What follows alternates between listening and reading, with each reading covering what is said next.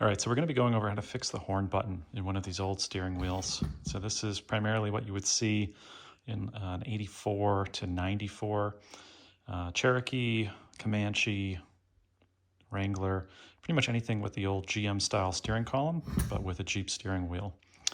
And basically, there's a handful of things that can go wrong with the horn and that will cause it to potentially not work. First of all, you want to make sure you have a good clock spring. You got to take apart the top of the steering column to get to this, but it should end up having a spring in here. And then you have basically a plastic spacer that goes in here. And then at the top is this button that actually holds everything in place. That allows the horn button to actually get grounded and complete the circuit to honk the horn. So you can buy these new online. If not, take it out, clean it up. This one's disgusting.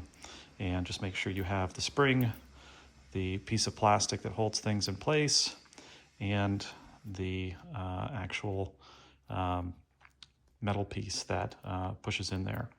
So that's the first thing that you need. If you don't have that, pull that out, take apart the top of the steering wheel, and then you should be good to go. The other thing too is when you're installing this, you have to make sure that it lines up with this hole in the back of the steering wheel.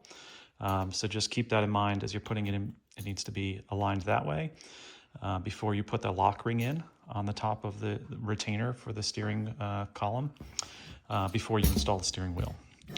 All right, so the next thing is you're probably wondering why my button won't work. So in this case, try to press on the button, you don't hear anything, and this is loose, it's just not functioning properly.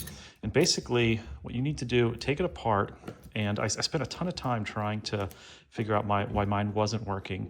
I made little pieces of plastic to try to fix it, and spacers and all sorts of other types of stuff. And the problem is a few different things. For one, this type of spring basically has, you can see here, it should pop and then immediately pop back. So it's concave on one side, pop, pop back. This is a new one that I bought. And I thought because it was new, it would be good, but it is not. So if you try to push it one way, it will stick and stay that way. And then it pops back too much. It's got too much pressure and it doesn't, see, it should pop back at that point. So even though this one's new and it looks good, it's total crap. You really want one of the original ones. So take it out, clean it up, but it should pop and pop back. So basically it needs to go in here like this.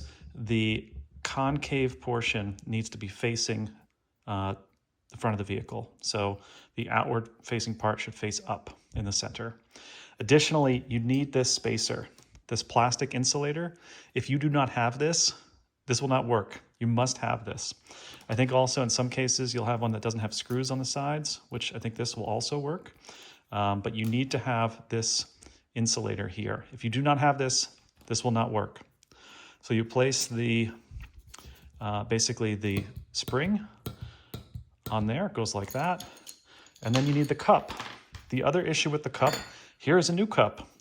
I thought that, like you probably would imagine, a new cup would be better than an old cup. And the reality is they are not. So the issue with the new cup, it's very hard to see, but the inner diameter of the center hole is too small and it will touch the nut that is used to retain the steering wheel. So do not use a new one. Another case of where you want to have an old one.